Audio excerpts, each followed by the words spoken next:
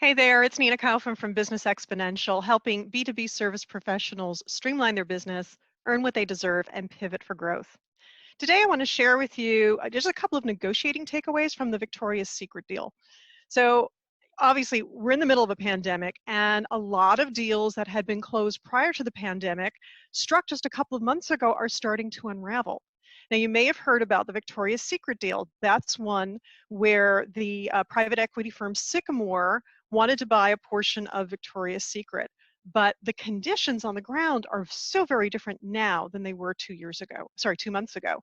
So what I want to just share with you today are a couple of legal terms that you might be hearing in the news because they could be really useful for you as you're looking at your own contracts and obligations, and maybe some things that you want to renegotiate. And again, I do have a background as an attorney, so that's why, I always geek out on the legal stuff. So the first thing you're going to hear, the first term would be material adverse effect.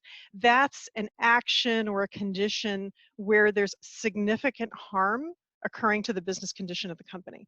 So with the Victoria's Secret deal, what happens? All right, they go into a deal, Sycamore expects to pay a certain amount, but all of a sudden, hello, there's a pandemic.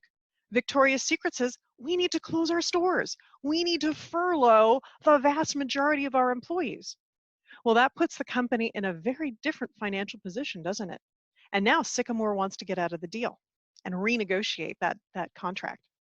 A second term that you're going to hear is probably force majeure. It's from the French, it literally means a major force. And that was a big term that got bandied about right after September 11th.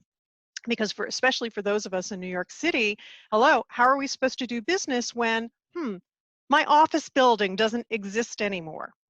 So that was also a reason to give people leverage, breathing room to renegotiate or sometimes to cancel their contracts without actually being in breach and suffering the penalties for that.